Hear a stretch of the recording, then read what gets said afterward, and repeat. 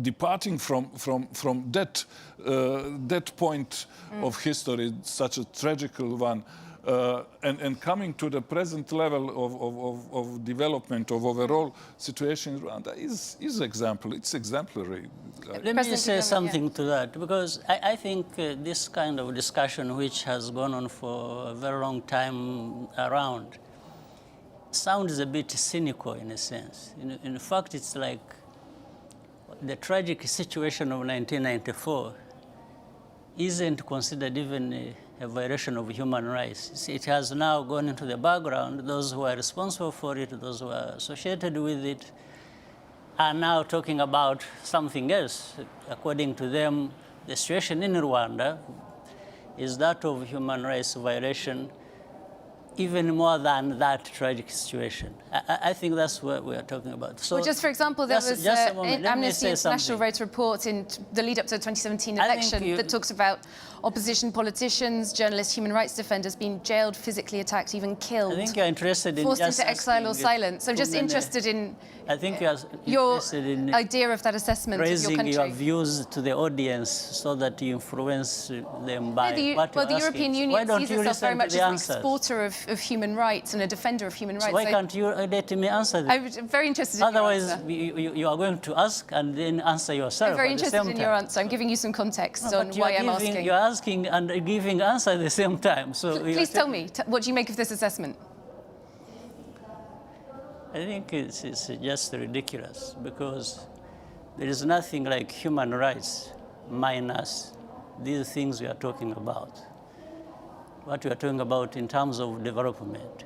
These are human rights. Development, schools, education, health, and food security. And, you know, when you see now the level of poverty has decreased almost by 60%. So these people, these human beings with improved lives and participating in that themselves to improve their own lives, gets lost in the whole list you've been spelling out as if, you know, what is in Rwanda is really hell. In fact, forgetting the hell that we have gone through, that we stood against and sorted out when you were there just talking about more or less nonsense. Because do you reject the accusations, for example, from Amnesty International? Absolute rubbish. You reject Rwanda is completely different from what it was 25 years ago. In fact, maybe you need to be looking around in Europe. You are violating people's rights. When we have this problem of people being bundled and sent back to sink in the Mediterranean and so on, and so many people being mistreated in your own countries, why don't you talk about your human rights and stop just offloading everything? Well, this is a development conversation, so no, in the context of development. You are not the one to determine what conversation or what points to raise in any conversation. You are asking questions, this is what I'm saying. You are asking questions and you are giving yourself answers. Well, Commissioner Mimica, just in the context of development, how much is the European Union tracking on human rights? As I said, it's not explicitly one of the UN Sustainable Development Goals. Yeah, one of the last 17th development goals is about peaceful societies, stable societies, which includes also the respect of all of human rights, of all of the democratic values, rules of law. So therefore, we really, as I tried to explain, we have this comprehensive approach where we would like to discuss, to talk to our partner countries on all levels of political dialogues. Yes, human rights, respect of human rights is part of this political dialogue, but our development cooperation is a part of our overall partnership with each and every country. So it should be taken together, and we are doing it together in a dialogue, in a conversation, in a very open and clear interlinkage between the two aspects of it.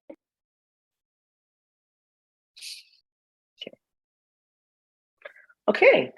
Hello. Welcome to TV and Radio Impinduka. My name is Sasa KAYINDE. I will be your host today. On today's show, we'll be discussing the Rwandan government and their track record on human rights and how they violate them, and consequences and that come from that. With me today is Jean-Jacques Bosco. He's a criminologist who's been following this issue for decades. He is, yes, a Canadian criminologist, and we'll welcome him to the show. And hi, Jean-Jacques. Maybe you can introduce yourself a little bit. Welcome to the show. Yeah, thank you, Sasa KAYINDE, for leading this show. And before maybe we start, I would like to say what gives me the credibility to discuss about this topic, which the Rwandan government violates human rights. It is first because I was born in Rwanda and left Rwanda at the age of 28. And secondly, I have a background in numerous studies, including criminology. So from all the above, I think I'm just well equipped to talk about this issue. Thank you. Okay.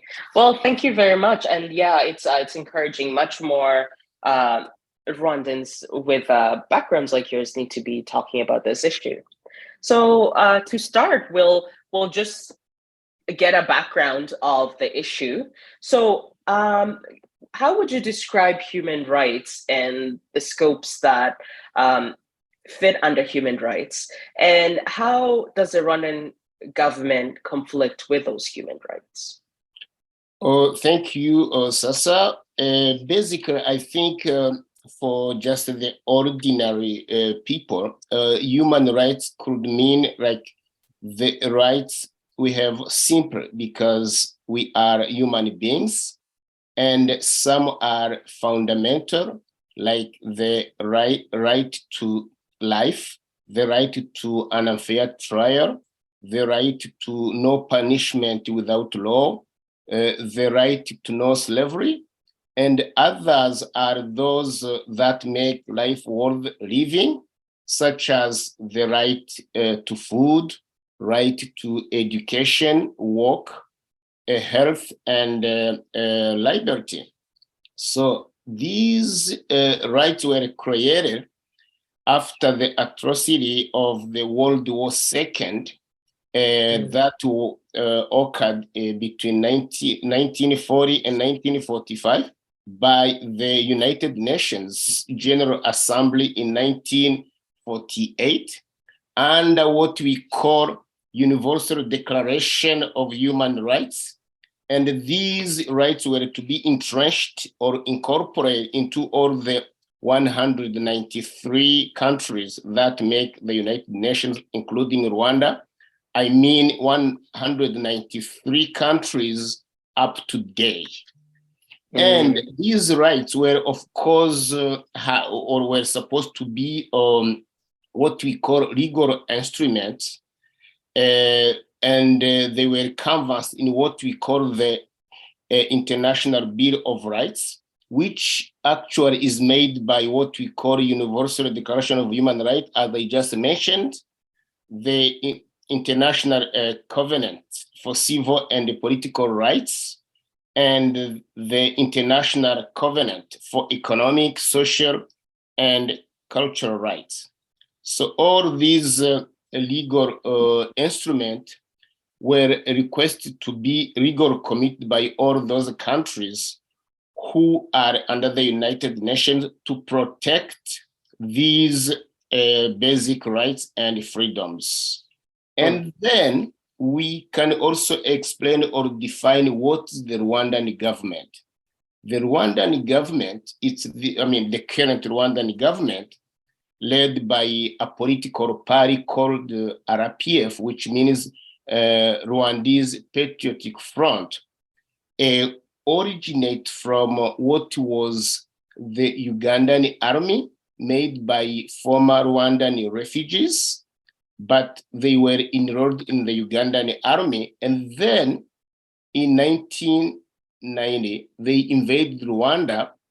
Luckily, they won the war after 4 years of war.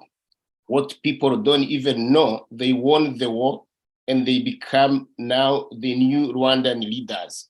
So since then, because they had what we call a bush war from 1990 up to today, so they have been leading the country like they were leading the bush war. So it means that where the conflict between the Rwandan government and the human rights conflict or violations originated.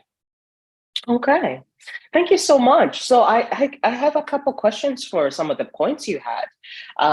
With the UN declarations and all that, does a country have to be a signatory member in order to be held accountable to the human rights under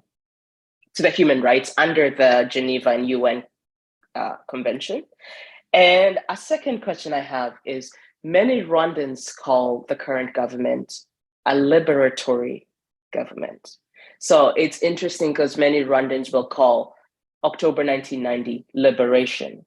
So I just wanted to bring that out to members of my age and how they still actually a balancing act of even naming what the government currently is. So just that question, does the Rwandan government currently have to sign on to those rights in order to be held accountable? Yeah, basically, each country among those 193 countries I have just mentioned, made the United Nations, each country has two choices. You can elect to entrench, to incorporate the human rights into your constitution, or you can also elect, which we call a hybrid. You can elect by default as a signatory of that treaty or convention to abide, means to incorporate through that way. For instance, in order to clarify, the United Kingdom, instead of ratifying those treaties and the human rights become their laws, what they have chosen is to take the human rights and incorporate into their constitution as an act of parliament. In general speaking, other countries, they espouse those conventions or treaty in their countries by being a signatory of those treaties. That's what we call international law. Okay. Right. All right. So well, by default, Rwanda is a signatory of human rights. So therefore, they are supposed to be accountable. Okay. On those. Thank you for that. So now, we'll just second, you just you asked another question. You said the actually it'll trade on to our second question, because I was talking about how many call the current government a liberatory government, and our second question is, when would you say the current Rwandan government started disrespecting human rights? First as an international legal instrument, and then subsequently on as a national law onto their own Rwandese people. And for what reasons do they disrespect human rights? Yes, basically, as I just mentioned, the Rwandan Patriotic Front, which is now the leading political party in Rwanda, it was made of former Ugandan soldiers who had the origin in Rwanda. And in order to clarify, two of that army were in the high rank positions, like Fred Uigema, who was a part of the invaders, or who was leading the RPF when they invaded Rwanda. He was a general or something. He was a general. At the same time, he was the chief military staff. It means deputy chief staff of the army. It means the number two in the whole Ugandan hierarchy. And also Major Paul Kagame, who is now a general leading Rwanda, he was in that army, a major, and he was also deputy, I think, deputy director of the Ugandan, I think, presidential guard intelligence, the Ugandan intelligence. Yeah. Among others, they were those who also were either commanders of different military bases or police bases in Uganda. Now, when they invaded Rwanda, of course, this I have to mention, they were a part of the Ugandan army from 1986 until 1990, which means for 4 years, and they helped Museveni to overthrow the previous. So they participated in the Bush Wars too. Yes, they did participate in Uganda's Bush Wars. Yes. Bush War, and then because prior to take over the Uganda regime from previous leaders, they were what we call dictators in Uganda, or tyrants, like Idi Amin Dada. So those were people who were ruthless. And these members of RPF, of course, when they invaded Rwanda, they launched the attack in the northern Rwanda, in the then district or provinces of Byumba and Ruwengeri. So along their way, they were wiping out Rwandan citizens or residents who were living there, and no one questioned. If you look at different research, you can see that the province of Byumba lost almost like a half of a million of the population. So no one questioned. So once they saw that, and then after 40 years, they took over Rwanda, and the people will remember what we call a Kibeho massacre, where they killed, RPF killed 8,000 Rwandan civilians. No one questioned in the eye of the international organization called, I think it was called Munich, Munich. And then they went on and attacked refugee camps in the DRC Congo. No one questioned. So from that time, 1990, until today, 2023, so they have been leading the country, killing as it pleases, and no one questioned. So for them to ask them to comply with human rights, it's not in their notion. It's not. Yes. And they've also had this history of impunity, this history of getting away with it, right? Because for them to be successfully transferred from Uganda after the atrocities of the Bush Wars, then into Rwanda, commit the atrocities of Byumba and Hungary, then move on to the Congo and continue. Yes, so there's clearly a lack of impunity and international holding accountable these people. And so, well, that drives me to my next question. As a country like Rwanda, to what extent can they refuse to comply with human rights and other international laws and norms? For me, before you answer, I've seen this question as itself an answer. Rwanda itself, is it a proxy for larger nations? How is a country like that allowed to get away with so much crimes and international violations? There is what we call the cover under all these. It was what we call the 1994 Rwandan genocide. Because if you go to different search engines, you will always see one narrative, main story.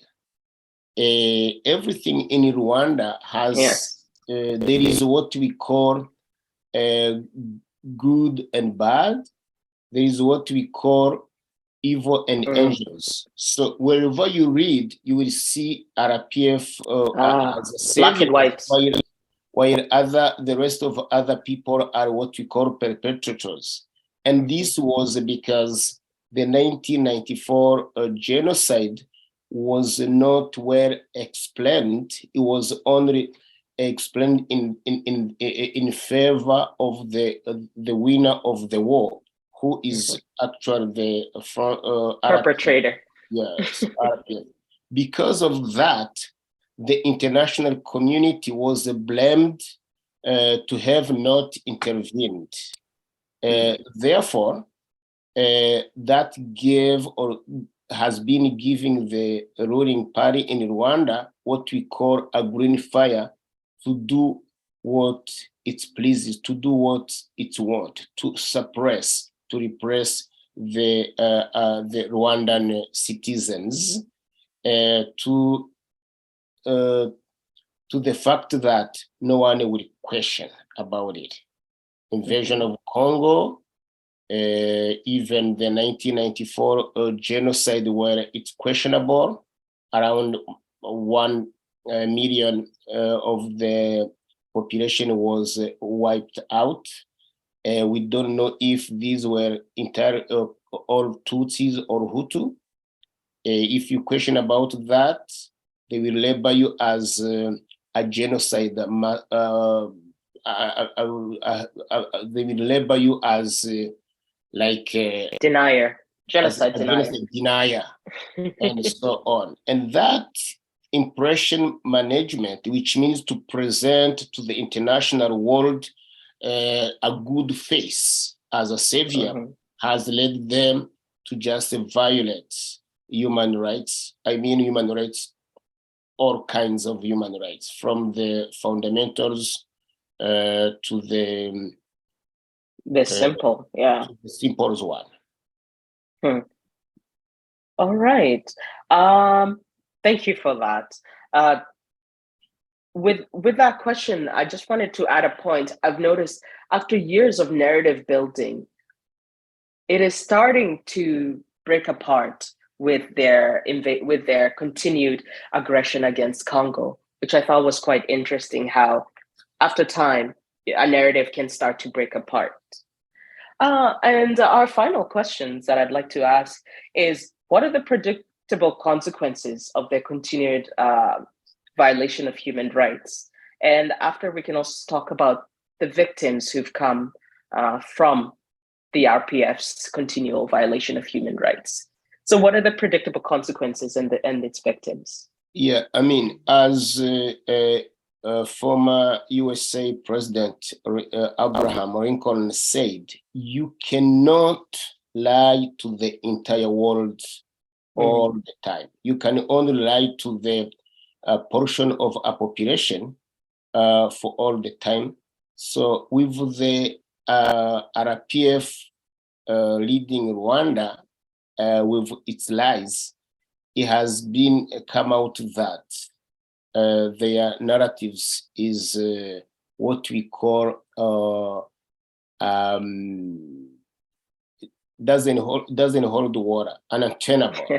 Yes. So because of that, countries, international community that were supporting them, especially with the invasion, with the current invasion of Congo under the cover of M23, it is clear that Rwanda is the troublemaker, RPF the troublemaker in that region. So things are starting to fall apart. So the consequences will be, number one, the neighboring countries will not sustain, will not tolerate this troublemaking in their region, simply because it creates what we call a disorder and chaos, and it can be extrapolated to any countries around. You have seen this kind of mass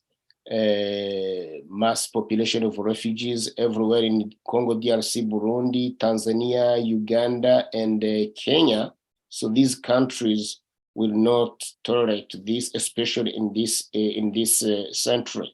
Number two, of course, you have seen there is a coalition of countries that are just calling Rwanda to urge the M23 to get out of Congo or to stop the war and then make a peace in Congo. At the same time, this is leading to also discover that all these grave violations of human rights in Rwanda since 1990 until today is going to lead this government to collapse. When the government collapses, you will see people just being prosecuted. So number one, number two, number three, the consequences are the erosion of this Rwandan government. And unfortunately, they will be prosecuted no matter how. And now, what we are taking from this is that the population will be left with what we call scars. And at the same time, the poverty is gonna be rampant. There is no way you can recover from 20 or 30 years of war and instability where people cannot have the freedom to do what they can do to work for their survivals. And the destruction of institutions. That's one of the things that I noticed not many Rwandans speak about. But when you were in Rwanda 20 or 30 years back, there were institutions that took care of the everyday people. And RPF really helped destroy that. So now you have victims who are traumatized, but with no institutions to come and support them. That's also another thing I noticed about that. Yeah, it's true. Well, it's true what you have said. I mean, I could say when I was growing up in Rwanda, it was what we call a relative peace. So people could do their chores, could go to school, could just aim to different political and military positions. Of course, there was what I can call a little bit discrimination in some areas like armed forces, but it wasn't that brutal as it is today. Today it's like apartheid regime. It is apartheid, yeah. And many Rwandans I notice have a hard time saying it is apartheid. It's almost, I don't know whether it's embarrassment or shame, what it is, but we have to come to a point and accept the country is at this level now, and we all have to come together to create something different or to create change. Well, Jean-Jacques, Bosco, thank you so much. Is there any other points you'd like to add to our show this afternoon? No, thank you very much, Sasa. What I can say to wish this government can just be ended or can just leave the power soon so that at least the Rwandan people can start to breathe. And thank you for having me. Thank you so much for your time. You're welcome.